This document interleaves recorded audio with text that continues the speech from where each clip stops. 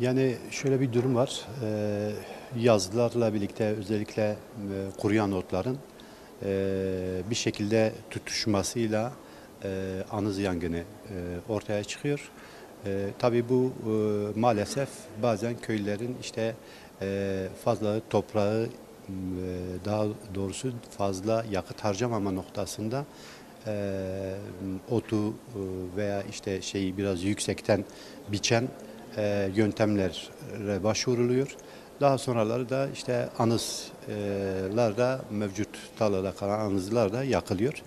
Bu işte toprağın içerisindeki faunayı, özellikle mikroorganizmayı ve toprağın agregasıyla ilgili ciddi sıkıntılar çıkarabiliyor.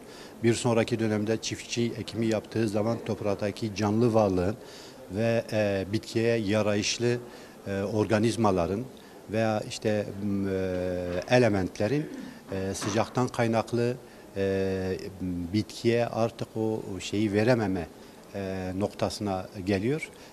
Tabii bitki bu konuda gelişimini sağlayamayacağı için bir sonraki yıl daha fazla çiftçinin cebinden toprak besin elementlerini sağlaması için harcama yapması gerekiyor. Bu ciddi bir zaten gider olarak kalıyor. Aynı zamanda da hani o mikro alanda da ciddi problemler çıkıyor. Bu yüzden hani biz özellikle anız yangınları ile ilgili biçerlerin özellikle ayarlanması ve özellikle toprağa yakın yerden kesimlerin yapılmasını öneriyoruz. Hem bir taraftan mevcut kalan sap toprak içerisinde toprağın agregasını gevşetebilecek, onu rahat su emilimini sağlayabilecek bir koşulu sağlayacaktır. Hem de bir taraftan bitki besin elementlerine çok rahat ulaşabilecektir ve bu topraktaki mikroorganizma da ölmemiş olacaktır.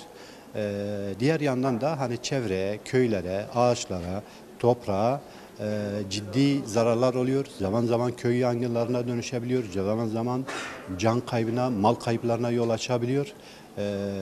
Bu yüzden bu ekosistemi hep beraber korumamız gerekiyor. Ekolojik bir tarımsal faaliyet yapmak için bizim mutlaka bu anız yangınının önüne geçmemiz gerekiyor. Buradan da hani çiftçilere şu çağrıyı yapıyorum. Yani her türlü kazan kazan yöntemi vardır. Eğer burada anız yangını veya anızlar yakılmazsa.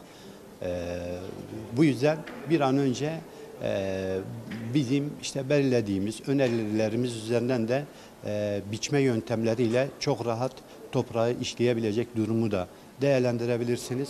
Anızı yakmayın diye çiftçilere de buradan sesleniyorum. Topraktaki canlı şimdi makro ve mikro düzeydeki toprak canlıları mevcut.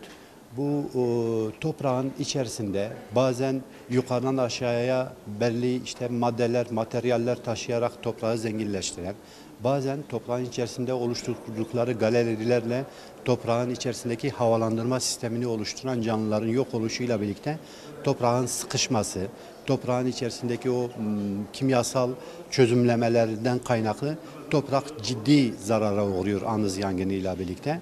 Ama hani ekosistem kendi o topraktaki simbiyotik zincirini sağladığı zaman ise toprak çok daha yarayışlı, çok daha bitkiye elverişli bir ortam oluşturuyor.